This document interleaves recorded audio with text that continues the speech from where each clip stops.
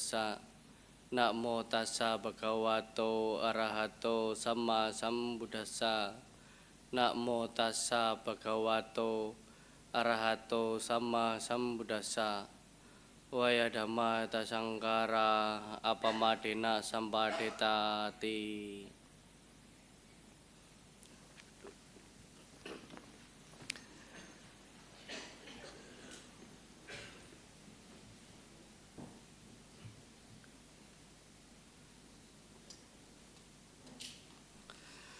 Baik, pertama dan utama yang saya hormati pemimpin Puja Bakti, pembawa acara, MC, Bapak Ibu serta sahabat-sahabat terkasih yang terhormat, dan semuanya yang tidak bisa saya sebut satu persatu dan semuanya juga yang ingin dihormati.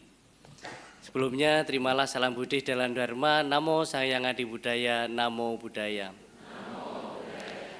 Apa kabar Bapak Ibu? Apa kabar? Sekali lagi, apa kabar? Biasa saja. Kenapa? Pertama, kenapa Bante bilang tadi yang terhormat dan yang ingin dihormati? Jangan salah paham terlebih dahulu, ya. Karena kita udah sering salah paham hanya karena kata-kata hari ini aja kita percaya, gitu. Maka kita semua sesungguhnya ingin dihormati, tetapi berhubungan dengan topik hari ini, Bapak Ibu sudah sadar? Sudah sadar? Sekali lagi, sudah sadar? Oh, kalau gitu kita pulang saja ya. Sudah sadar? Sudah? Udah jadi Buddha ini. Enggak. Jadi berhubungan dengan kita semua sesungguhnya ingin dihormati, namun satu hal yang perlu kita bangun adalah sadar. Sadar diri, tahu diri adalah satu langkah bagaimana kita sebagai manusia meningkatkan kualitas diri kita. Maka hari ini kita akan membahas tentang sati atau sadar, tapi ini hanya sedikit pembukaan saja Bapak Ibu. Jadi nantinya selanjutnya Bante memberi kesempatan kepada sahabat-sahabat terkasih untuk bertanya. Karena Bante lebih suka kita sharing, diskusi, tanya jawab. Jadi tanyakan yang memang ingin diketahui atau tanyakan yang belum diketahui, tanyakan yang masih ragu-ragu, ya, atau tanya apapun yang ingin kita ketahui, yang terpenting bukan ngetes Bantenya. Nah, itu salah satunya itu ya. Ya, sadar. Kalau arti dalam Buddhis kesadaran atau jernih, mengetahui dengan benar, mengenal dengan benar diri kita. Maka Bante bilang sadar diri dan tahu diri itu salah satu adalah kita mengenal diri kita terlebih dahulu. Bila mana kita sendiri belum mengenal diri kita terlebih dahulu, maka bahkan untuk merasa senang bahagia pun sulit. Kenapa demikian? Karena kita lebih sering ingin bahagia atas dasar orang lain memperlakukan diri kita. Namun kita jarang sadar kita harus memperlakukan orang lain seperti apa. Atau setidaknya kita jarang memperlakukan orang lain seperti kita ingin diperlakukan orang lain ke dalam diri kita atau untuk diri kita. Singkat katanya kita lebih sering menuntut orang lain dibanding kita melihat diri kita, bertanya kewajiban apa yang sudah dan belum saya lakukan. Maka Sang Buddha di situ mengajarkan, lihatlah apa yang sudah dan belum dilakukan oleh diri sendiri. Bukan sibuk melihat apa yang sudah dan belum dilakukan oleh orang lain. Jadi teman-teman sedharma, kalau kita setiap saat, setiap hari hanya menuntut apa yang sudah kamu lakukan untuk saya, apa yang sudah teman kita lakukan untuk saya.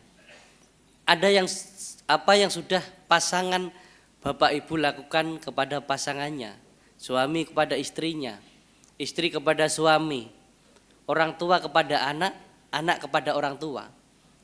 Bukan menuntut suami menuntut istri, istri menuntut suami, orang tua menuntut anak, anak menuntut orang tua.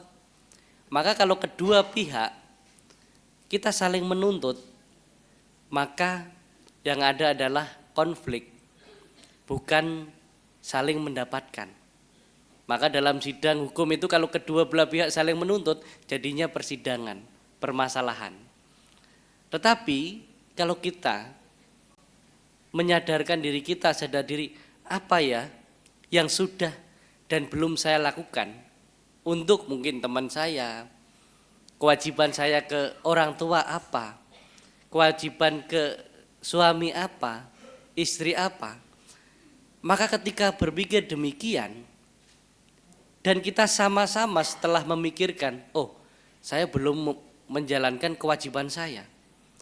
Setelah kita menjalankan kewajiban, kedua belah pihak menjalankan kewajiban masing-masing, maka keduanya akan saling mendapatkan. Maka orang sering bilang, Bante saya sudah berbuat baik, saya sudah membantu dia, tapi kenapa dia enggak baik sama saya? Sesungguhnya tugas kita itu hanya membantu, hanya berbuat baik. Masalah orang baik sama kita, menghormati kita, terima kasih, itu bukan masalah kita. Kalau itu dijadikan masalah kita, justru malah kita merusak kebajikan kita, merusak kebahagiaan kita. Dan kita tidak perlu menunggu atau menuntut orang lain menghargai kita, berterima kasih kepada kita ketika kita melakukan sesuatu. Tetapi yang harus kita lakukan adalah berterima kasihlah kepada diri kita sendiri karena kita mampu, bahkan jasmani kita bisa kita pergunakan untuk hal-hal yang baik. Jadi Bapak Ibu teman-teman sahabat terkasih, kita kenapa lebih sering menuntut kebahagiaan itu dari orang lain ketika mereka mungkin bilang terima kasih ke kita, apresiasi ke kita. Tapi kita sendiri sangat jarang benar-benar berterima kasih kepada diri kita sendiri. Memberi apresiasi kepada diri kita sendiri. Salah satu contoh apa? Contoh yang sering terjadi adalah kita lebih sering membandingkan keberhasilan kita dengan keberhasilan orang lain. Maka yang ada kita sering tidak suka sama diri kita sendiri. Merasa masih gagal. Merasa tidak percaya diri. Tapi kita jarang sekali membandingkan diri kita dengan diri kita sendiri sebelumnya. Padahal setiap hari, setiap saat kita itu harus berusaha menjadi lebih baik dari diri kita sebelumnya. Bukan menjadi lebih baik dari orang lain. Nah, kalau setiap hari, setiap saat kita bisa menjadi lebih baik dari diri kita yang sebelumnya, seharusnya di situ kita harus berterima kasih kepada diri kita sendiri dan kita terus meningkatkan. Jadi tidak perlu banyak mencari perbandingan dari luar diri kita. Nah inilah yang kita harus, kenapa kita harus menghormati diri kita sendiri. Kita lebih sering ingin dihormati, tapi diri kita sendiri tidak menghormati diri kita sendiri. Dan diri kita sendiri jarang berterima kasih untuk diri kita sendiri. Dan diri kita sendiri jarang menyadarkan sadar diri untuk benar-benar memberikan cinta kasih. Bahkan memeluk diri kita sendiri sulit. Nah, ini yang kita harus sadar bahwa oh ternyata saya sudah hidup segini lama ya. Tapi cinta saya kok saya sering hanya oh cintaku untuk kamu, semuanya untuk kamu, tapi untuk diri sendiri enggak ada. Nah, kita sering lupa diri. Nah, karena enggak tahu diri, enggak sadar diri, jadinya kita lupa diri dan melupakan jati diri kita. Yang sebenarnya kita bisa bahagia setiap saat, tapi kita hanya sering bilang, oh nanti saya bahagia kalau saya sudah dapat pasangan misalnya. Saya nanti bahagia kalau sudah sukses. Padahal kita bisa bahagia sekarang, di sini dan saat ini. Sampai sekarang, sampai saat ini Bapak Ibu sudah lebih bahagia? Udah lebih bahagia? Jangan terpaksa seperti itu. Ya, ini adalah salah satu hal sedikit pemantik yang harus kita masukkan ke dalam diri kita sendiri, bahwa kita itu terlindung, tercipta, terbentuk semua karena pikiran bahkan diri kita sendiri. Tapi di kehidupan nyata kita lebih menggantungkan bahkan perasaan kita, perasaan seneng atau sedih, bahagia atau menderita dari pihak lain, orang lain, bahkan kondisi yang terjadi di luar diri kita. Kita terlalu banyak memikirkan sesuatu yang seharusnya tidak perlu kita pikirkan sama sekali. Kalau anak muda sekarang kita overthinking. Padahal dari dulu kita juga banyak mikir. Bahkan kita mikirkan sesuatu yang belum perlu kita pikirkan dan nggak perlu sama sekali. Misalnya, oh Bante hari ini saya banyak mikir sekali, overthinking. Loh, mikir apa? Mikir besok mau ke sini. Loh, ngapain kamu pikirkan semua hari ini? Kan nanti besok nggak ada kerjaan kan? Kan bisa dipikir yang besok. Ya untuk besok aja gitu. Hari ini fokus hari ini. Ya, kita terlalu sibuk mikirkan besok. Jadi besok gimana kan? Terlalu mikirkan besok lagi, tapi kita nggak bisa fokus sekarang di sini dan saat ini. Padahal hidup ini tidak pasti, Bapak Ibu. Hidup ini tidak pasti. Nanti belum pasti, besok juga belum pasti, tapi ada satu yang sudah pasti, yaitu masa lalu. Ya, hari ini pun belum pasti loh, yang belum terjadi itu belum pasti. Yang sudah pasti itu masa lalu. Tadi itu udah pasti, udah terjadi. Dan kita belajar dari yang sudah pasti saja. Yang belum pasti, kita bersiap-siap tapi tidak perlu terlalu dipikirkan. Lawang kita terlalu mikirkan juga nantinya kita belum bisa memastikan seperti apa. Tapi kalau kita fokus, kita lebih bisa mengkondisikan apa yang akan terjadi itu, kita bisa lebih terima. Kenapa kita lebih sering menerima kenyataan yang tidak menerima kenyataan yang ada sebagaimana adanya? Karena sebelum kita berusaha, kita sudah terlalu banyak mikir. Kita sudah terlalu banyak gambaran kesuksesan yang nanti kayaknya kalau saya nanti datang ke sini, saya duduk samping saya ini, kalau yang cowok sampingnya cantik, samping saya ganteng. Tujuan kita, pikiran kita itu udah panjang. Pas kenyataannya tidak sesuai, jadi kecewanya terlalu berat. Tapi kalau kita pas di sini, fokus mikir di sini sekarang saat ini, apapun yang terjadi di sekitar kita, kita lebih mudah menerima. Tentunya untuk berlatih ini kita butuh yang namanya tahu diri dan sadar diri, agar kita nggak melupakan diri kita sendiri dan agar kita nggak lupa diri untuk benar-benar merawat diri kita, berterima kasih kepada diri kita dan melindungi diri kita sendiri dengan jalan-jalan atau jalan yang sudah kita pelajari, salah satunya jalan Dharma. Bagaimana kita harus jalan di jalan yang mana? Bukan sibuk mengingatkan orang lain, kamu salah, kamu harusnya begini. Tapi lebih ke diri sendiri. Maka setiap saat, setiap hari kita perlu yang namanya meditasi perenungan. Apa Bante meditasi perenungan? Bahkan setiap hari, misalnya satu hari kita kegiatan, nanti mungkin malam sebelum tidur kita bisa meditasi, bisa merenungkan hari ini. Analisis, meditasi, analisis apa saja hal baik yang sudah saya lakukan dan yang belum saya lakukan. Dan apa saja pengendalian diri saya yang lemah tadinya sehingga saya melakukan hal-hal yang dapat membuat orang lain menderita, bahkan membuat diri saya sendiri menyesal. Agar besok ini enggak terulang kembali, tapi bukan penyesalan mendalam, tapi supaya tidak terulang kembali. Nah, jadi karena kita di dalam Buddhis itu ketika kita pernah melakukan kesalahan, kita bukan berarti menghukum diri kita sendiri, tetapi kita menyadarkan diri kita sendiri bahwa itu hal yang salah. Oke, sudah terjadi, selanjutnya kita perbaiki, kita membuka jalan yang lebih sesuai, lebih tepat.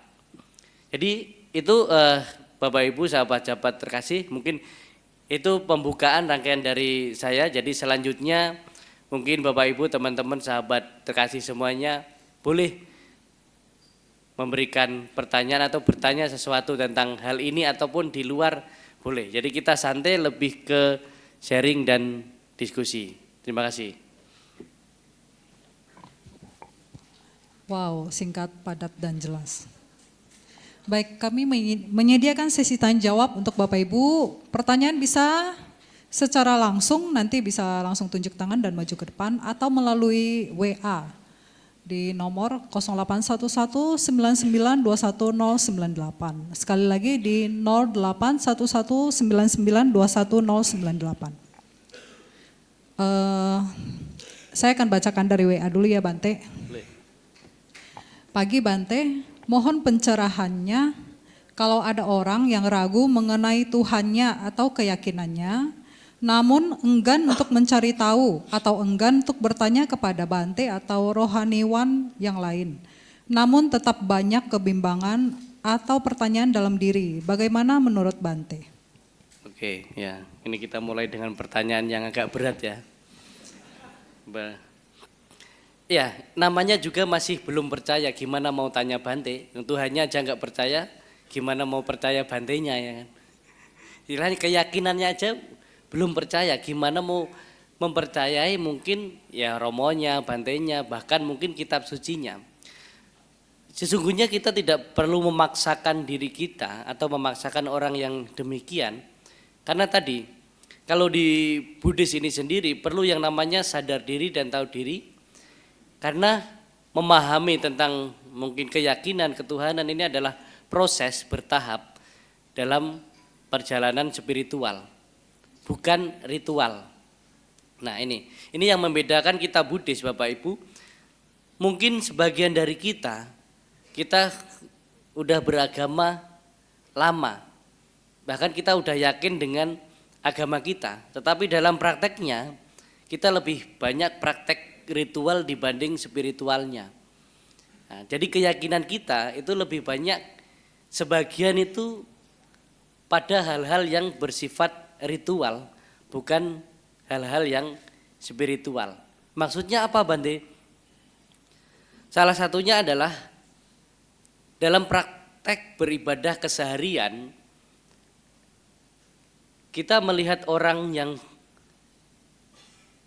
beragama itu lebih kepada ketika orang itu rajin ke wihara, apalagi pasang dupa, pasang hio, sembayang, itu terlihat lebih beragama atau aktif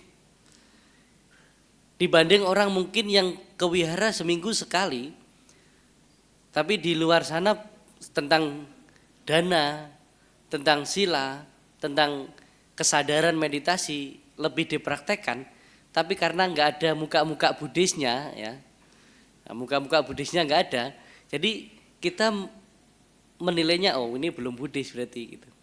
Nah, atau kita melihat orang Buddhis atau enggak kalau udah pakai kalung liantinya itu gambar Buddha gitu ya. Ya. Itu salah satunya. Maka untuk menemukan bagaimana kita yakin atau tidak yakin, ketika kita benar-benar sudah mempraktekkan ajaran Buddha itu sendiri secara spiritual dan kemudian kita nantinya mendapatkan manfaatnya, nggak perlu cari, nggak perlu tanya Bante pun sebenarnya nanti akan merasakan sendiri. Jadi ketuhanan yang kita harapkan itu kan bagaimana kesadaran kita sadar sepenuhnya. Dalam hal konsep di sini adalah bagaimana mencapai penerangan sempurna itu tadi. Maka tadi kan butuh penerangan, berarti harus benar-benar mencapai penerangan tersendiri. Jadi Bapak Ibu setiap saat, setiap hari kita itu sebenarnya mencapai penerangan, tapi belum sempurna ya. Mencapai penerangan sebelum sempurna, penggugahan bahasanya. Kita sering dapat pengetahuan baru. Satu kalimat yang sering kita bilang, oh gitu. Pernah Bapak Ibu sering kalau nggak tahu jalan ini lewat mana? Lewat situ. Oh, kalimat oh itu penyerahan loh. Iya kan? Coba Bapak Ibu pas belum tahu, begitu lihat nonton TV, nonton TikTok, nonton YouTube, pas udah tahu ada penjelasannya, oh, nah itu pencerahan itu. Setiap saat kita pencerahan hal-hal kecil. Nah, sama dengan konsep pencarian tadi, bahkan kadangkala kalau dalam kondisi di persimpangan ketidakyakinan antara yakin dan tidak yakin, antara berani bertanya atau tidak berani bertanya, hal-hal seperti ini justru semakin dia mau atau semakin dia nggak mau, ya semakin sulit. Ada beberapa hal yang mengkondisikan nanti dia mengerti. Salah satunya adalah situasi kondisi kehidupan. Ketika kita merasa memerlukan, bahkan agama Buddha aja, Bapak Ibu, kadang setiap harinya kita anggap sepele lah. Itu kan untuk agama saya. Tapi kita jarang sekali merasa perlu punya agama atau perlu belajar agama. Tapi akan ada saatnya kita itu benar-benar disadarkan, sadar diri, tahu diri bahwa saya harus belajar, saya perlu. Salah satunya ketika apa? Misalnya dari anak muda, butuh dhamma ketika diputus pacarnya. Misalnya. Iya. Itu tiba-tiba anak muda yang jarang ke wihara, tiba-tiba cari saya. Gimana Bante cara melupakannya, saya nggak bisa hidup tanpa dia. Nah, bulan selanjutnya bawa cewek yang baru. Katanya nggak bisa hidup tanpa dia, bawa yang baru kan. Misalnya untuk Bapak Ibu rumah tangga yang sudah berkeluarga, tiba-tiba harus perlu dan butuh religius benar-benar ketika orang tuanya meninggal. Ke wihara. Pelimpahan jasa sehari 3 kali. Bahkan terus mau pelimpahan jasa sampai saya tanya, jasamu apa kok dilimpahkan terus gitu. Kadang kan ada umat yang gitu, Bante saya mau pelimpahan jasa, tapi belum dana apa-apa gitu ke wihara. Nah, namanya pelimpahan jasa kan melakukan jasa kebajikan, berbuat baik, baru pelimpahan jasa. Nah, kadang orang di situasi kondisi yang terpukul, dalam kondisi mungkin bencana dan lain sebagainya, kita baru sadar kita perlu dharma. Nah, atau lain sebagainya mungkin ketika dalam kondisi kehidupannya sudah kacau. Baru tiba-tiba ke wihara. Baru tiba-tiba berpikir mau jadi bante. Nah, itu yang sering terjadi. Nah, jadi tapi tidak semua yang jadi bante bermula dari itu ya. Ya, karena kadang pemikiran orang, oh bante kok jadi bante dulu kenapa? Patah hati ya gitu. Enggak semua seperti itu, ya walaupun sebagian ada sih. Gitu. Padahal lebih sering kan kita jadi bante mematahkan hati orang kan. Ya itu salah satunya di situ. Jadi caranya ya biarkan aja sesuai prosesnya sampai ada situasi kondisi tertentu yang menyadarkan dia sadar diri bahwa dia perlu. Ketika orang perlu maka dia akan berusaha memahami. Tetapi kalau kita nggak perlu ya nggak memahami gitu loh. Sama ketika pasangan suami istri kalau lagi berantem, pas belum sama-sama perlu, ya udah pergi sana. Tapi kalau pas suaminya lapar, kayaknya baik-baik nanti. Nah, biar dimasakkan lain sebagainya. Karena sama-sama perlu. Maka perlu ini kadang-kadang membuat diri kita berubah. Gitu. Salah satunya di situ. Oke, bisa dipahami ya. Tadi yang tanya yang WA, oke. Boleh lanjut? Sebentar ya, saya ke WA lagi. Namo Buddhaya Bante, saya Edward mau bertanya bagaimana bisa tetap menjalani hidup sesuai dengan jalan Dhamma jika pekerjaan sangat sibuk atau lembur terus sehingga tidak sempat meditasi karena udah capek banget karena setiap hari lembur. Terima kasih Bante. Baik, mungkin orangnya di sini yang di sini tapi WA ya. Oke, pertama dan utama Bapak Ibu, pengertian ini yang harus kita luruskan. Kadang kita bilang sibuk lain sebagainya, enggak sempat meditasi dan lain sebagainya. Bahkan dalam kesibukan itu kan praktek kita. Jangan pisahkan antara praktek dharma, bahkan praktek meditasi dengan kerjaan kita, dengan kesibukan kita sehari-hari. Justru kita bisa praktek dalam pekerjaan itu sendiri. Sibuk misalnya, iya, kalau kita sibuk bekerja ya bagaimana melatih pikiran kita tetap fokus dengan apa yang sedang kita kerjakan, itu meditasi. Kita di situ walaupun capek lelah tapi kita tahu ini tugas saya, kerjaan saya, kita di situ belajar tentang tanggung jawab. Ini juga dhamma. Walaupun mungkin kerjaan kita sudah bagus, udah berusaha, tiba-tiba bos kita, oh dasar kamu gini aja kok nggak bisa. Nah kita di situ sabar praktek kanti paramang tapo titikang. Iya kan? Di dalam kerja. Bahkan dalam kesibukan itu sesungguhnya banyak hal yang bisa kita praktekkan dalam dhamma yang pernah kita pelajari. Bukan kok pas meditasi, oh berarti saya sabar waktu pas meditasi. Yo sabar lah di wihara kan. Nggak ada yang ganggu, ruangnya enak, ada AC-nya, semuanya, semua disuruh diem, ya pasti sabar. Sabar paling gampang itu kan ketika meditasi nggak diganggu orang.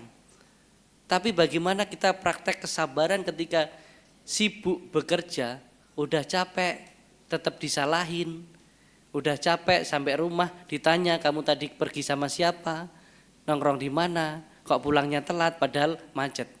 Itu aja harus sabar. Praktek. Jadi nggak ada alasan untuk tidak praktek dhamma karena sibuk kerja. Justru sibuk kerja itu adalah praktek dharma juga.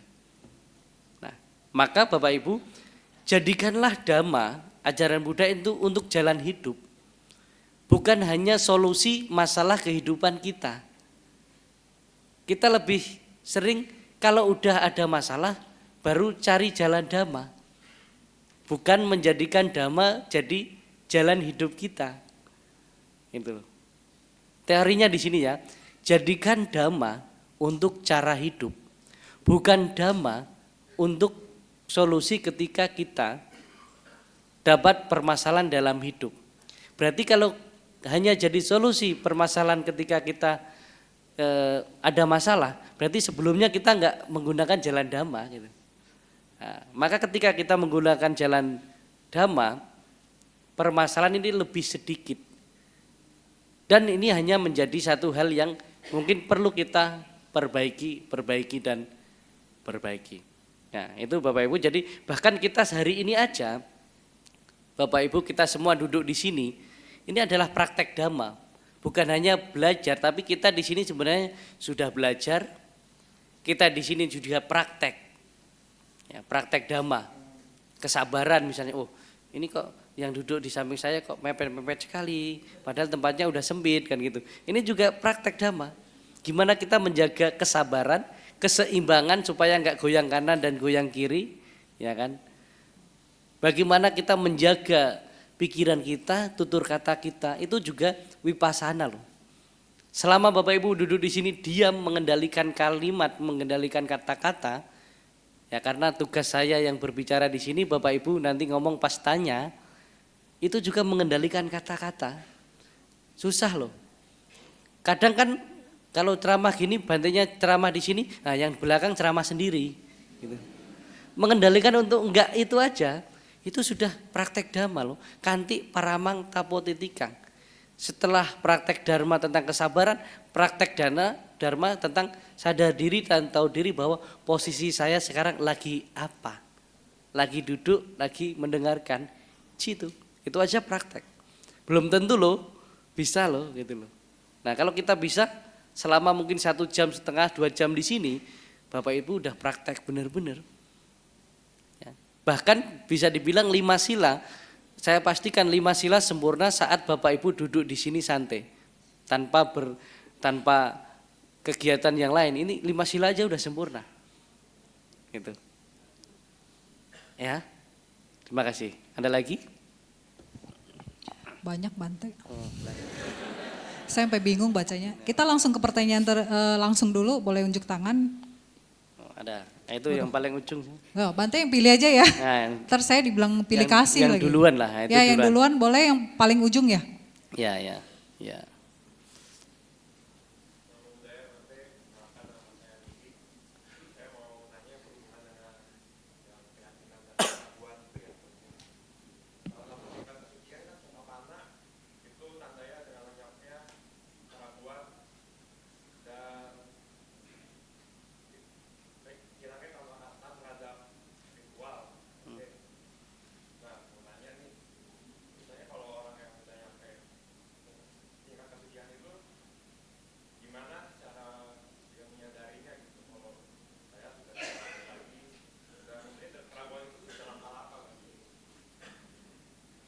Oke. Ya, kamu masih ragu nggak? Oh, jangan-jangan ya. Ya. Jadi kita juga harus membedakan. Memang kalau mencapai tingkat kesucian tertentu kita terbebas dari wikikica, keraguan-raguan, kemudian dari sila bata paramata atau praktek-praktek ritual yang tidak sesuai dengan dharma atau berlebihan, itu sudah berkurang dalam diri kita. Kalau berbicara tentang keraguan-raguan atau keyakinan, kita juga harus membedakan, ini sekali lagi kita juga harus membedakan antara keraguan-raguan dan kita ingin mengetahui sesuatu lebih dalam, lebih pasti, atau secara jelas. Ya. Ingat kalimat Sang Buddha yang tentang ehipasiko. Ehipasiko harus benar-benar datang membuktikan, tapi bukan berarti semuanya harus datang dan membuktikan. Kalau hal-hal udah tahu sila bata paramata seperti ritual-ritual, hal-hal yang tidak bermanfaat, yang nggak perlu kita coba.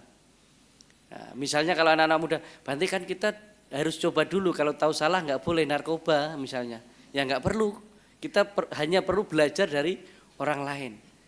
Misalnya ritual-ritual yang tidak sesuai, tidak pas, misalnya, kalau saya mau kaya mungkin harus potong kerbau 15 ekor gitu misalnya.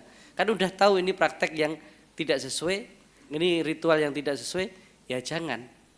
Ya, meninggalkan hal-hal yang mungkin sifatnya itu dogma. Misalnya kita di Buddhis Bapak Ibu, kita di Buddhis sebenarnya praktek-praktek ritual-ritual yang sesungguhnya bukan salah, tapi perlu kita kurangi dan lama-lama tidak perlu lagi, itu masih banyak gitu.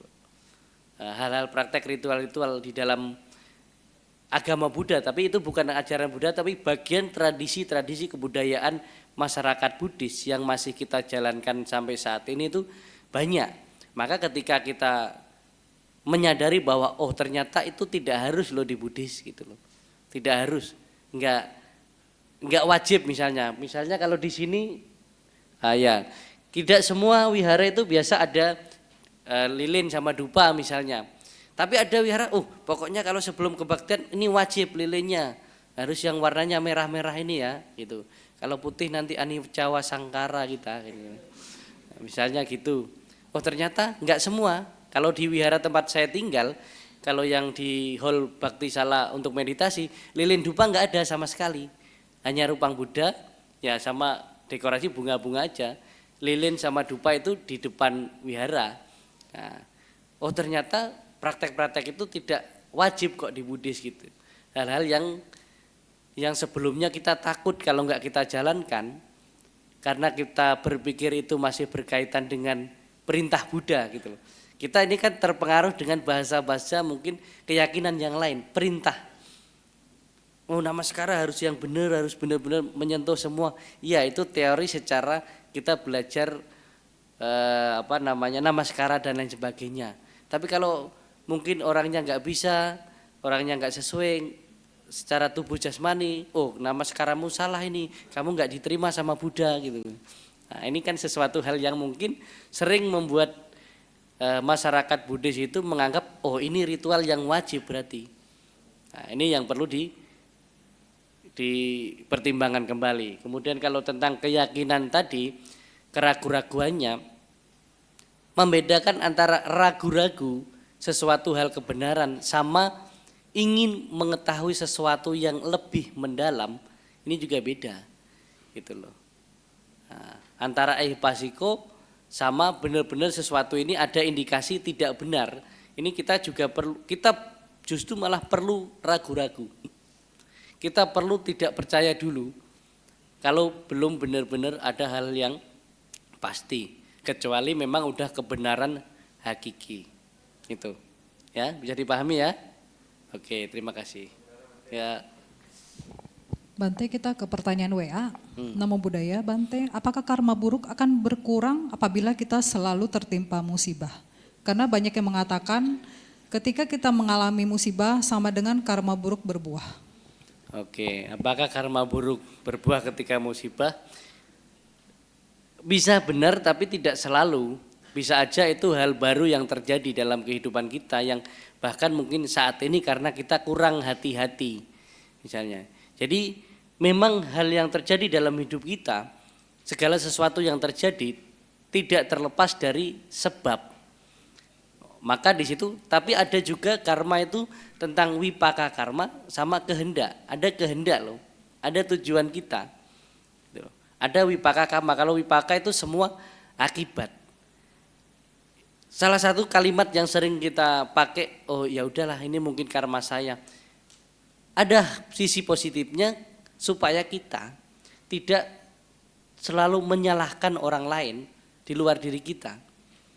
Ketika kita mendapatkan sesuatu hal yang buruk, ya memang seharusnya kita menyadari hal itu bahwa segala sesuatu yang terjadi dalam diri kita itu tidak ada campur tangan atau kesalahan orang lain, walaupun secara real orang lain itu menyakiti kita, mungkin pukul kita, tapi hakikatnya tidak ada yang benar-benar menyakiti kita tanpa ada sebab dari diri kita sendiri.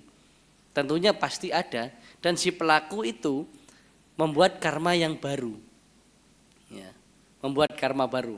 Oh Bante, saya sering berbuat baik, sering berdana, sering meditasi, kenapa hidup saya kok begini-begini saja Bante? Sedangkan tetangga saya nggak pernah ke wihara, nggak pernah berdana, nggak pernah meditasi, kok makin kaya, makin sukses, rumahnya tambah, mobilnya tambah, anaknya tambah, istrinya tambah. Tapi kenapa saya kok malah enggak gitu? Kok gini-gini aja? Nah, ini kan yang sering muncul. Ini sering saya ceritakan. Kenapa ini sering muncul dalam diri kita? Seharusnya kan untung Bante saya sering ke wihara, sering berbuat baik, sering meditasi. Kalau enggak, mungkin hidup saya sekarang lebih buruk dari hari ini. Nah, itu. Mungkin orang lain walaupun enggak kebajikannya banyak, tapi kebajikan di masa lalu banyak, tapi sekarang hanya menikmati. Kita nggak tahu nasibnya di kehidupan yang akan datang atau selanjutnya. Bisa saja kehidupan yang selanjutnya mereka yang bilang seperti kita bilang, kenapa kok saya malah begini? Teman saya, tetangga saya kok seperti ini gitu. Nah, jadi tidak ada hal atau tidak ada nasib yang tertukar lah kalau bahasanya itu. Nah, kita perlu memang menyadarkan diri kita bahwa apapun yang terjadi dalam diri kita, hal buruk itu tidak terlepas dari akibat karma buruk kita. Tetapi kita sebagai umat Buddha bukan berarti hanya pasrah. Nah, poinnya adalah di sini. Ketika hal buruk terjadi, pertama adalah terima. Terima bahwa ini memang terjadi. Yang kedua, sadari. Nah ini sadari salah satu sadari bahwa ini pun bagian dari karma saya. Orang lain menyakiti saya, menghina saya, mencela saya, itu sifat dia, tapi saya sedang memanen atau memetik karma buruk yang pernah saya lakukan. Terima, sadari, lepaskan. Nah yang ketiga ini tidak kalah penting Bapak Ibu, kita harus benar-benar melepaskan. Kadang kita terima orang menyakiti kita, udah Bante saya sudah memaafkan dia, biarlah karma yang membalas. Kan sama aja kan? Kita jangan hanya karena marah dan benci mengharap orang lain celaka. Kita sok pemaaf tapi akhirnya biarlah karma yang membalas gitu. Sama aja gitu. Kita mengharap orang lain celaka. Nah, disinilah yang perlu kita terima, sadari, lepaskan. Setelah dilepaskan, benar-benar memaafkan dengan ikhlas tanpa terikat dan mengikat. Selanjutnya kita melangkah. Terima, sadari, lepaskan, melangkah. Melangkah maksudnya apa? Jangan terpuruk dalam kondisi yang mungkin ketika kita dapat sesuatu yang buruk kita terima saja, ya sudahlah ini mungkin memang nasib saya, karma saya. Iya, tapi kita juga harus berusaha. Harus melangkah, jangan hanya terpuruk pada sesuatu hal yang pasrah. Nah, bedanya di sini, terima, sadari, lepaskan. Dan ketika hal baik yang muncul, terima. Nah, kalau ini gampang ya, menerima sesuatu hal yang baik muncul itu gampang. Terima dan juga sadari bahwa ini pun tidak terlepas dari kebajikan-kebajikan yang pernah saya lakukan. Terima, sadari, maka ketika menyadari bahwa bahagia dari kebajikan ternyata seperti ini, kembangkan. Ulangi lagi kebaikan-kebaikan yang pernah kita lakukan agar kita mendapatkan hal-hal yang baik di kemudian hari, nantinya kita mendapatkan yang baik yang sama. Bukan hanya kita berterima kasih, bukan hanya kita berpesta atas keberhasilan, tapi kita juga harus merenungi kebaikan apa yang saya lakukan sehingga saya mendapatkan hal yang membahagiakan seperti ini. Maka kita kembangkan lagi, lakukan lagi. Itu ada 2 tip tadi untuk merespon ketika hal buruk terjadi dan hal yang baik terjadi. Terima kasih. Baik, kita ke pertanyaan secara langsung, boleh unjuk tangan. Ya, silakan. Nama budaya Bante. Saya 2 pertanyaan boleh gak Bante? nah, boleh 3 pun nggak apa-apa ini. 4. Kan kalau di Pancasila Buddhis kan ada sila yang kita harus kita nggak boleh minum bir atau yang bikin mabuk lah. Ya, Nah, itu tadi saya minum loh ini. itu kenapa ya Bante? Terus pertanyaan kedua, kalau ada ibu yang melahirin anak itu karma buruk atau karma baik? Nah, Udah sih, oke, itu aja. terima kasih. Ini kamu disuruh nanya atau gimana ini? Oke, mau sendiri, luar biasa. Oke, yang pertama, kenapa kita tidak boleh minum bir atau minum minuman keras ya? Sebenarnya di sini kalau di dalam literasi Buddhis, bukan hanya minum sebenarnya, makan dan minum yang dapat melemahkan kesadaran sehingga kita, kalau Pancasila Buddhis ada 5, kalau sila yang nomor 5 kita melanggar, mabuk, itu kita justru lebih bahaya. Kenapa? Kita bisa melanggar sila yang pertama. Pernah dengar orang mabuk bunuh? Nah, orang mabuk mencuri, merampok sering. Orang mabuk memperkosa banyak. Orang mabuk bohong, nipu, banyak. Mabuk-mabuk pulang ke rumah, "Ma, ini saya besok mau sekolah, mau bayar buku." Ternyata untuk narkoba, untuk mabuk-mabukan, udah pasti. Jadi kita harus menjaga kesadaran kita biar tidak lemah. Kalau kita justru malah minum minuman keras, justru mabuk-mabukan, sila-sila yang lain itu sangat gampang, sangat mudah untuk kita langgar. Dan akibat orang yang suka mabuk-mabukan, minum minuman keras, di kelahiran selanjutnya ketika terlahir sebagai manusia lagi, kita otaknya jadi O2N, tahu? O-on. Ya. Orang yang suka mabuk di kehidupan selanjutnya, walaupun udah diajari di sekolah, les apa, tetap otaknya enggak jalan. Nah, itu karena kurangnya menjaga sila-sila yang kelima tadi. Ya, bisa diingetin ya. Maka jangan sampai kita menyentuh barang-barang itu. Oke? Nah, yang kedua, apakah karma buruk seorang ibu melahirkan? Nah, itu. Berarti kamu hasil karma buruk ya.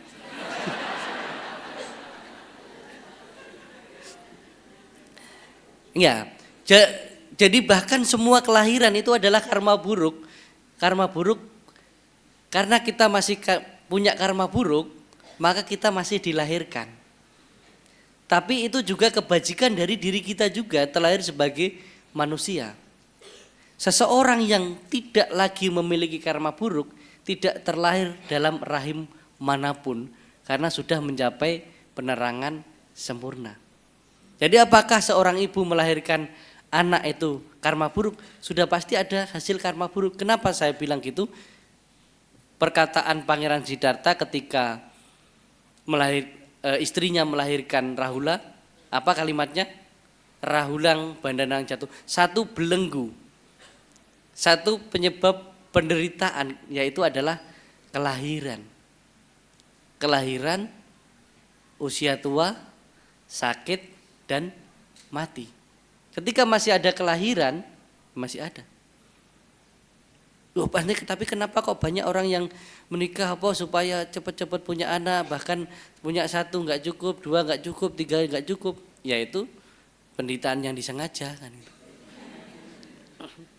Iya kan? Kalau dulu banyak anak kan banyak rezeki gitu. Ya anaknya suruh kerja semua kan. Kalau sekarang kan nggak selalu. Jadi itu ada. Jadi inti jawaban yang kedua adalah di mana ketika orang itu masih terlahir berarti masih punya karma buruk karena belum mencapai penerangan sempurna. Maka kita terus berbuat baik, berusaha berbuat baik, menjalankan sila, belajar meditasi supaya semua aktivitas kehidupan kita itu karma baik full. Maka nanti kita tidak terlahir di rahim manapun. Supaya enggak ada seorang ibu yang karma buruk ya. Nah itu tadi, kita enggak terlahir di manapun. Itu. Oke? Bisa dipahami? Oke? Oke. Ya, ya.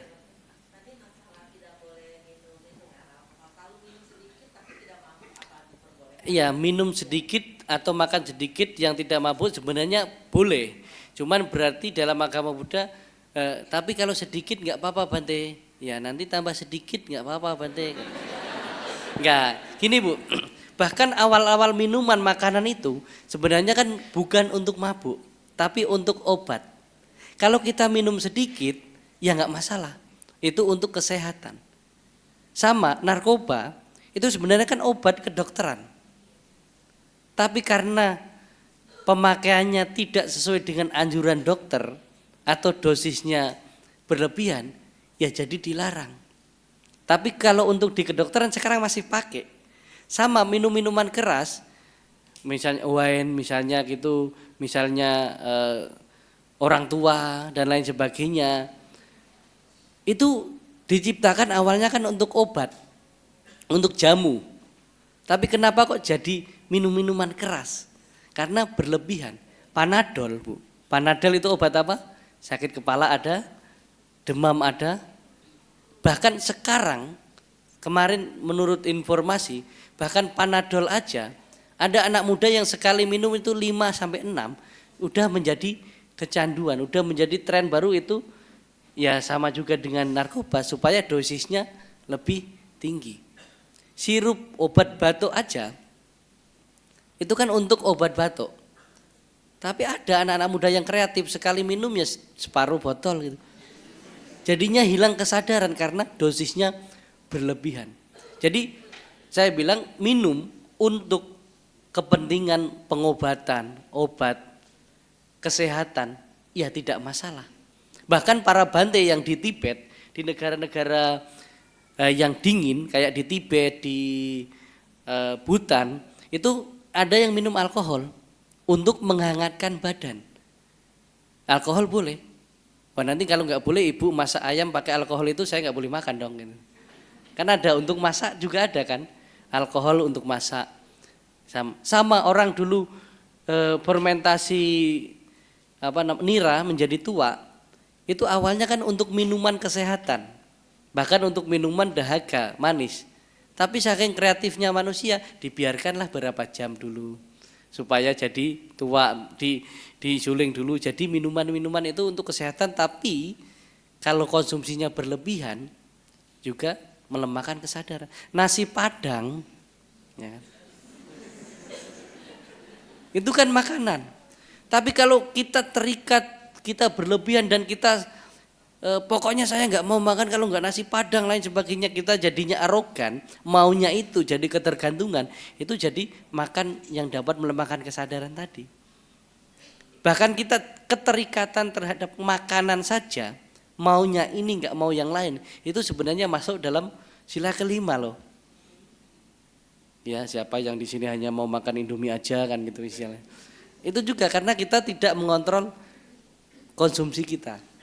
Intinya tadi ya Bu, intinya boleh kalau memang itu untuk kepentingan-kepentingan tertentu, mungkin kesehatan, atau mungkin kadang di acara-acara tertentu kita dikasih satu hanya untuk, kan ada tradisi masyarakat biasa ya, tradisi masyarakat yang mungkin dalam pernikahan katanya, oh satu seloki oke, satu semua untuk satu orang oke, cukup di situ.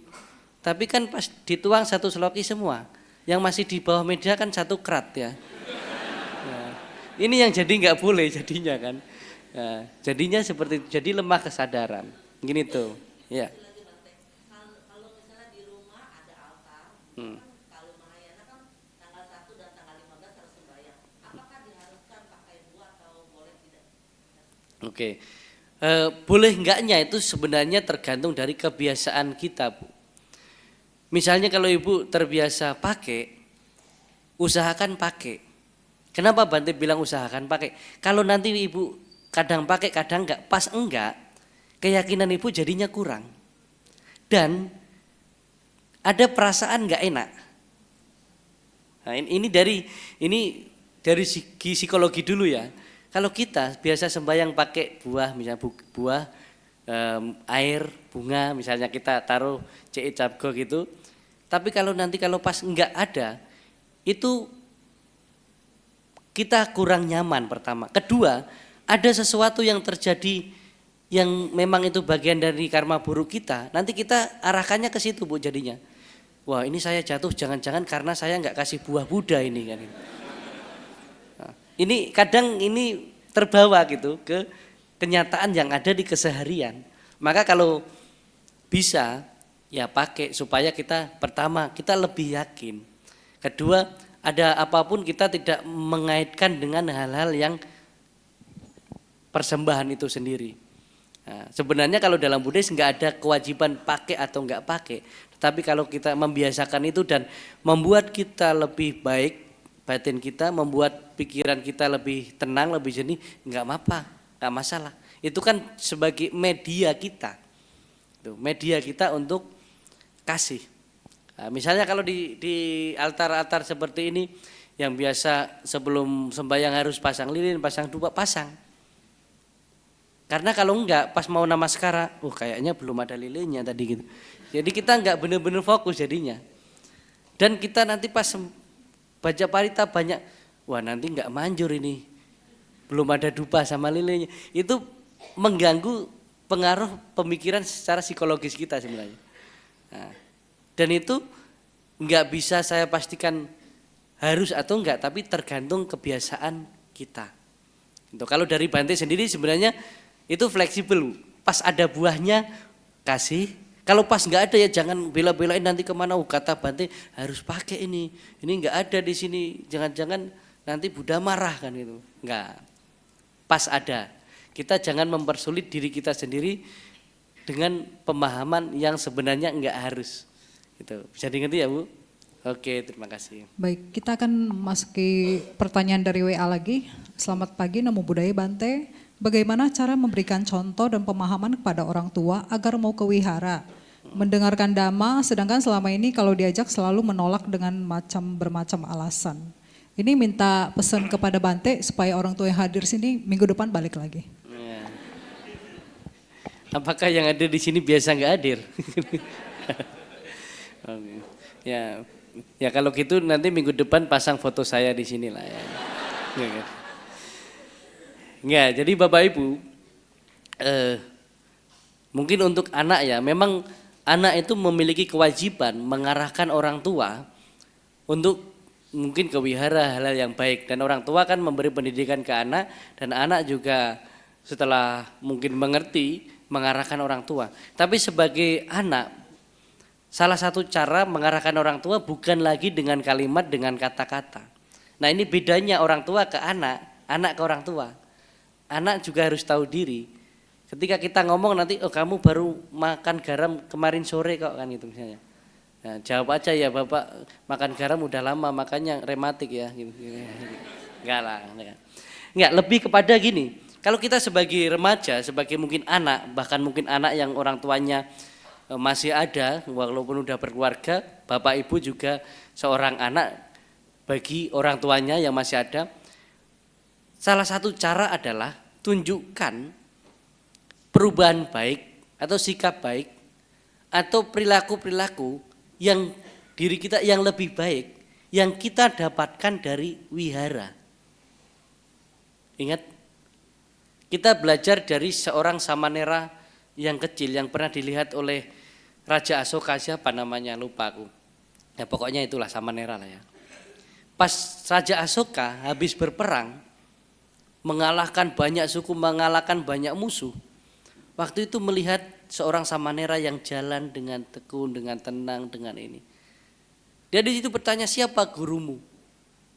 Buddha. Nah disitulah Raja Asoka baru mencari gurunya. Cari sebab kenapa Samanera kok bisa setenang itu dalam kondisi yang kacau.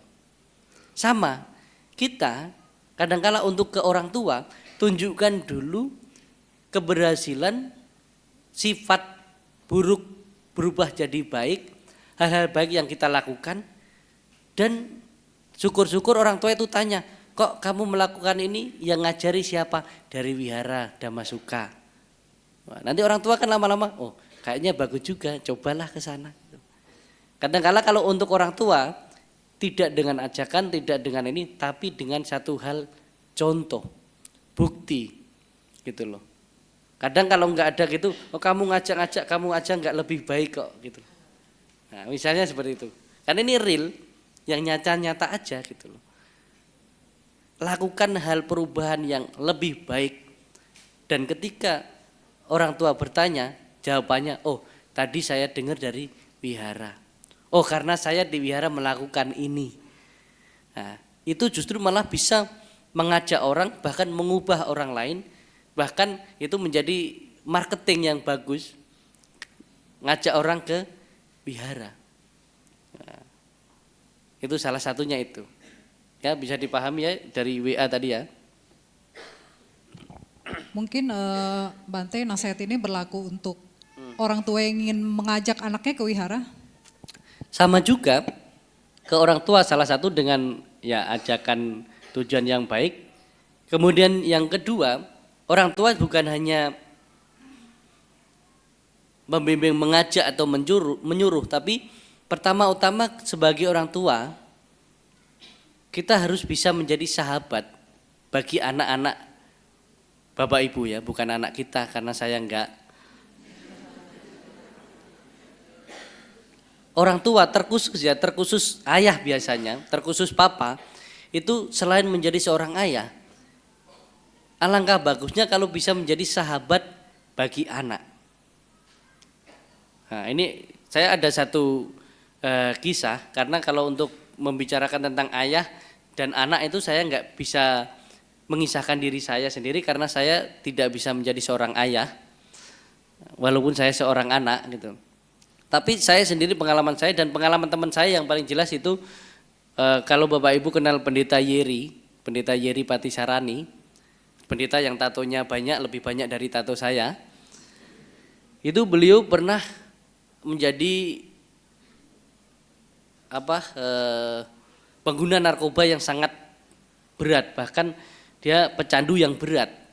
Sampai dia itu tersisih dari masyarakat, bahkan tidurnya di paret-paret, di got-got itu karena tidak dapat kasih sayang dari orang tua.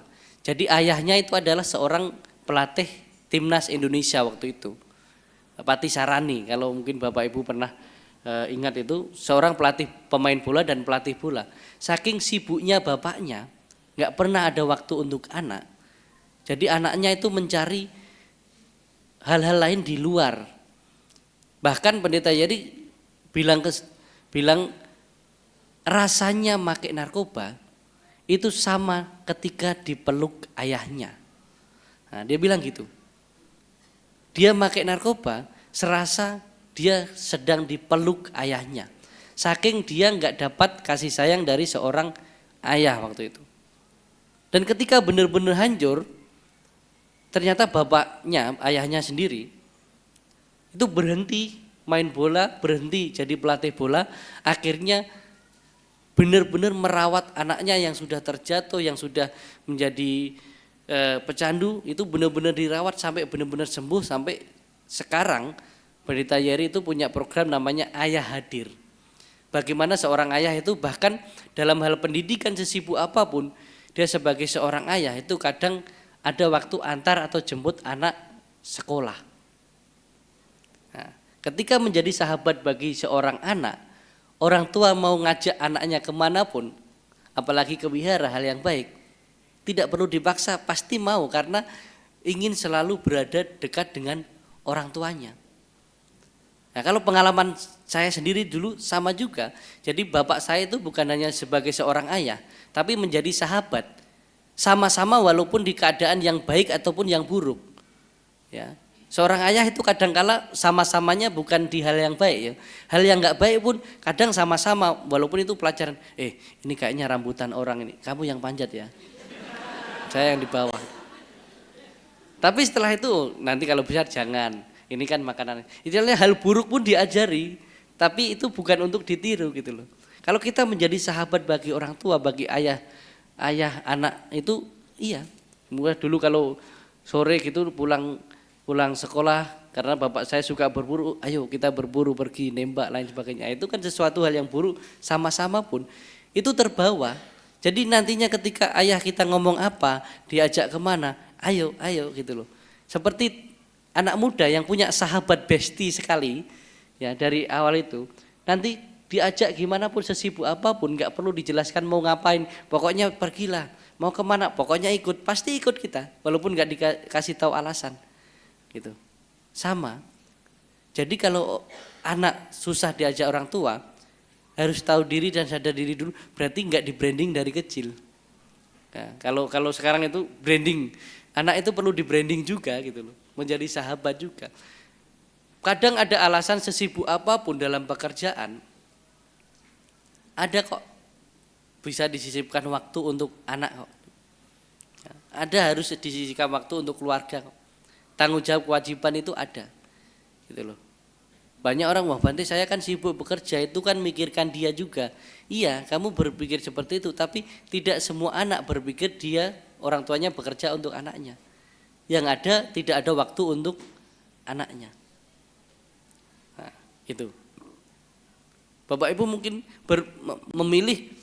memilih kehilangan sedikit harta benda atau kehilangan respek anak ke orang tua, itu aja sebenarnya. Atau sebaliknya.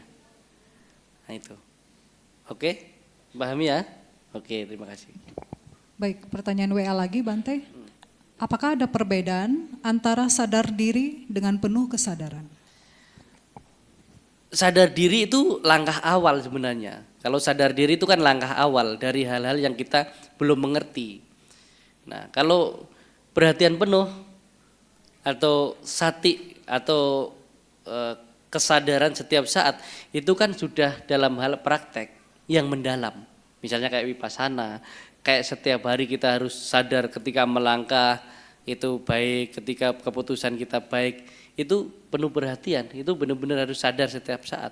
Tapi sadar diri atau tahu diri itu adalah untuk menyadarkan, untuk memasukkan hal-hal yang sebelumnya kita nggak tahu menjadi tahu. Dapat kalimat oh tadi, oh saya sudah sadar sekarang ya, gitu. Udah oh tadi. Nah, jadi itu lebih ke tataran awal sama yang praktek yang harus dijalankan, gitu. Yang langsung boleh, yang langsung ya. Yang ingin bertanya secara langsung, ya silakan.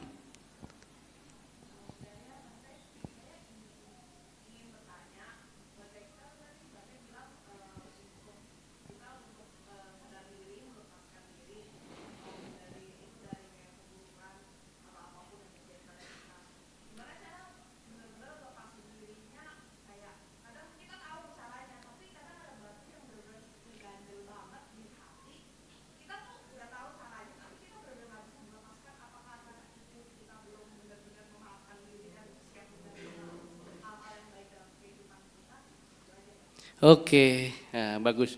Kadang kita udah tahu salah Bante, tapi susah juga untuk melepaskan itu nggak bisa gitu loh. Kadang nggak enakan atau bahkan diri saya menikmati hal itu. Gini, memang kita itu sulit melepaskan kebahagiaan kecil untuk mendapatkan kebahagiaan besar. Karena kebahagiaan itu ada dua hal. Ada kebahagiaan dengan mata kail dan kebahagiaan tanpa mata kail. Maksudnya apa? Kebahagiaan dengan mata kail. Kita suka, kita senang melakukan sesuatu itu, walaupun itu kita tahu nggak baik, waktu itu caranya nggak benar, tapi saya senang gitu loh. Tapi efeknya, mata kail tahu ya, mata kail ya, pancing ikan. Jadi kita itu sering seperti ikan, cepat mau makan, dapat makanan, tapi kita nggak sadar itu yang kita makan ada kailnya. Setelah kita benar-benar senang, gembira, kita kesangkut. Nah, ini ibaratkan kita susah meninggalkan keburukan hal-hal kecil karena kita takut kehilangan momen-momen sekarang yang kita rasakan.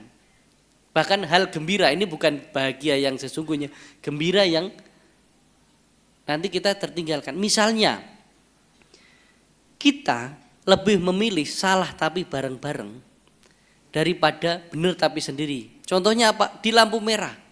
Kamu berhenti di lampu merah, tek bagian depan. Dari samping, dari sini kosong. Kamu diklakson dari belakang, udah jalan aja, nggak ada orang itu. Jalan nggak kamu? Jalan. Bareng-bareng, nggak apa-apa. Yang penting sama. Salah nggak apa-apa. Yang penting sama. Padahal kan kita bisa berhenti, nggak apa-apa. Saya sendiri berhenti nggak apa-apa, nggak jalan nggak apa-apa. Yang penting saya benar. Tapi di kondisi itu kita kan kadang dimaki orang, di ini orang. Nah ini yang kita nggak siap kadangkala, nggak siap benar. Karena kita takut sendiri. Sama, kita takut nggak punya teman. Tapi kita berani punya teman, tapi teman kita toksik semua. Ya, kita takut kehilangan teman. Kadang kita takut untuk tidak melakukan keburukan hanya karena pas kita sama-sama melakukan keburukan itu, takut kita kehilangan teman-teman. Kamu sekarang nggak asik orangnya, malam minggu diajak keluar nggak mau lagi. Kan kita bisa enjoy, ajeb-ajeb kan itu. Kita takut kehilangan orang itu lagi gitu. Tapi kita tidak takut kehilangan diri kita sendiri. Kita tidak takut kehilangan diri kita sendiri. Nah, maka dari itu ini lebih kepada satu kalimat, satu quote ya, kata-kata hari ini. Nah, lebih seni menjadi bijaksana, tahu mana yang harus kita tinggalkan dan mana yang kita harus perjuangkan. Nah, ini coba nanti direnungkan kembali, saya ulangi kembali. Seni menjadi bijaksana adalah tahu mana yang harus kita tinggalkan dan mana yang harus kita perjuangkan. Sambungannya, lebih baik kita dibenci tetapi tetap melakukan yang baik dan benar daripada kita munafik hanya supaya disukai banyak orang. Nah, intinya dari sini.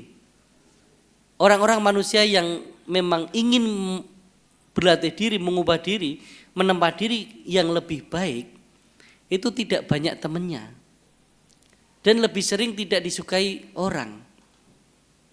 Tapi enggak usah khawatir, karena Buddha bilang orang baik disukai orang baik, dibenci orang jahat. Tapi orang jahat disukai orang jahat, tapi orang baik tidak membenci. Nah ini. Jadi kalau kamu tahu hal buruk yang kamu lakukan dan kamu bisa mengubahnya sesungguhnya, alasan apapun itu ketika kamu sebenarnya bisa, kita harus melepaskan hal-hal kecil walaupun kadangkala hal ini berarti. Tapi kita harus tahu kita meninggalkan untuk hal yang lebih berarti. Ya, untuk hal yang lebih berarti. Kita belajar dari Pangeran Siddhartha.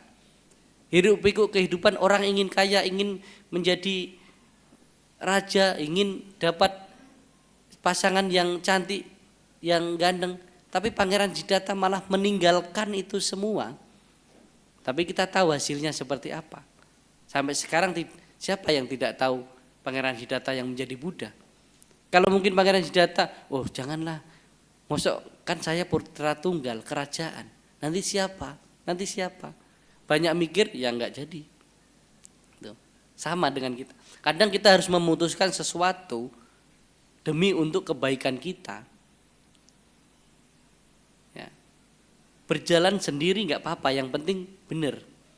Sang Buddha berpesan, wahai para biku, dalam berkelana, kalau engkau belum menemukan sahabat yang baik untuk kamu, yang di atas kamu ilmunya, spiritualnya, setidaknya sama dengan kamu, lebih baik engkau berkelana seorang diri.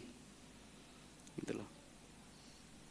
Sama, lebih bagus belum dapat pasangan apa jomblo nggak apa-apa. Bilang aja, oh saya bukan jomblo, belum ada orang yang beruntung dapat saya aja gitu. Ya. Daripada terpaksa cari-cari karena ditanya-tanya terus tapi dapat orang yang mungkin tidak sesuai, tidak yang dicintai dan lain sebagainya, menyesal seumur ya sampai suka gitu loh. Nah, kadang kan memaksakan diri hanya karena yang lain sudah. Nah, itu. Sampai di sini bisa dimengerti ya? Oke, intinya seni menjadi bijaksana, tahu mana yang harus kamu tinggalkan, mana yang harus kamu perjuangkan. Karena meninggalkan hal-hal bahkan baik buruk itu perlu perjuangan juga. Itu. Meninggalkan masa lalu gitu. Nah, meninggalkan masa lalu, kenangan dan lain sebagainya. Bilang saja, oh saya harus menjadi akuntansi gitu. Tahu ya akuntansi, aku mantan yang tak perlu kau tangisi kan. Gitu. Harus melangkah. Intinya kamu jangan takut melangkah. Yang terpenting langkahmu tidak menakutkan orang lain. Jangan takut melangkah, yang terpenting langkahmu tidak menakutkan orang lain. Yang penting perubahan kita itu tidak menakutkan orang lain, tidak merugikan orang lain. Orang lain yang dimaksud di sini orang yang baik. Nah, itu.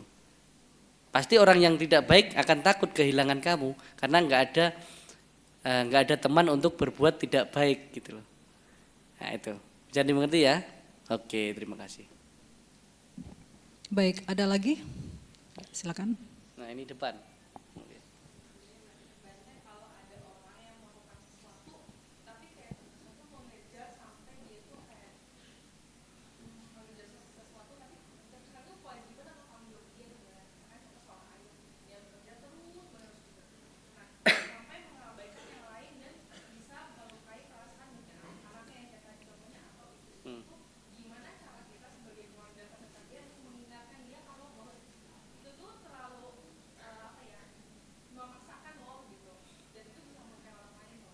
Oke, kalau ada orang, ya,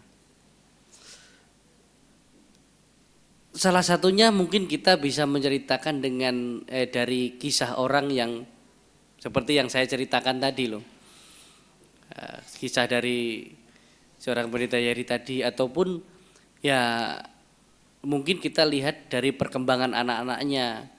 Alangkah lebih baiknya kalau perkembangan anak-anakmu ini ada campur tanganmu, mungkin campur kasih sayangmu dan lain sebagainya. Perlunya ini bukan karena kewajiban seorang ayah itu bukan hanya secara finansial, tetapi juga secara mental, juga secara kasih sayang. Karena orang tua itu kan terkhusus ayah sebagai tulang punggung keluarga. Ya. Tulang punggung keluarga ke anaknya itu kan bukan hanya sekedar materi, tapi bagaimana menguatkan tulang anaknya juga supaya tetap berdiri tegak, bangga punya ayah seperti ayah saya misalnya, bukan hanya menjadi seorang ayah tapi juga menjadi sahabat.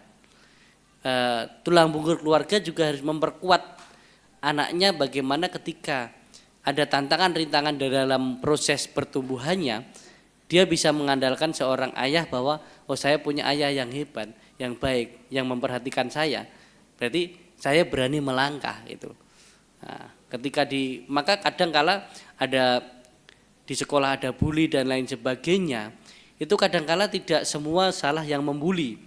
Tapi kadang kala salah campur tangan kesalahan itu orang tua yang dibully itu juga salah karena mungkin ke anaknya tidak mendapatkan satu perhatian atau pembelajaran yang anak itu berani gitu loh. Ya, berani di sini maksudnya bukan berani nakal ya, tapi berani menghadapi situasi kondisi supaya tidak menjadi korban bully dan lain sebagainya itu. Itu salah satu beberapa kejadian atau kasus yang pernah Bante ketahui atau lihat itu dari situ, dari orang tua juga. Latar belakang orang tua juga sangat mempengaruhi. Nah, itu. Ya intinya kalau dalam bahasa kasarnya, kalau sebagai seorang manusia umat Buddha terkhusus yang sudah memutuskan untuk menjadi seorang perumah tangga, tentunya juga harus siap dengan tekad dan tanggung jawabnya. Salah satu tanggung jawab sebagai seorang suami ya bagaimana menjadi seorang ayah bertanggung jawab bukan hanya dengan materi tapi juga dengan pendidikan bagi anaknya.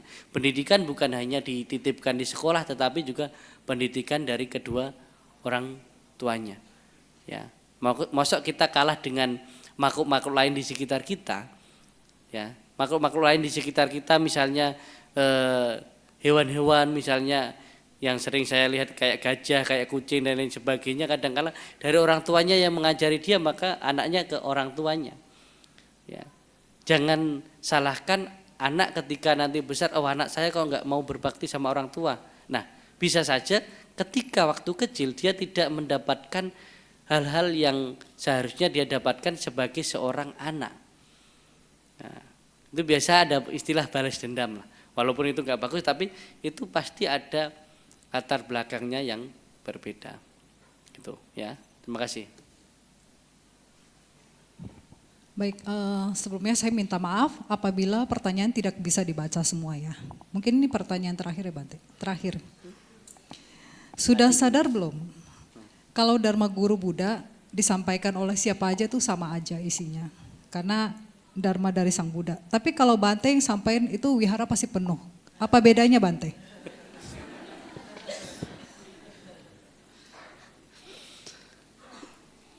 Saya sendiri nggak tahu ya sebenarnya.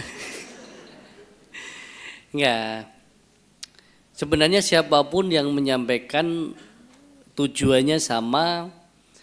Mungkin yang membedakan di sini adalah ketertarikan, kedekatan emosional kita dan mungkin pola pikir kita ya.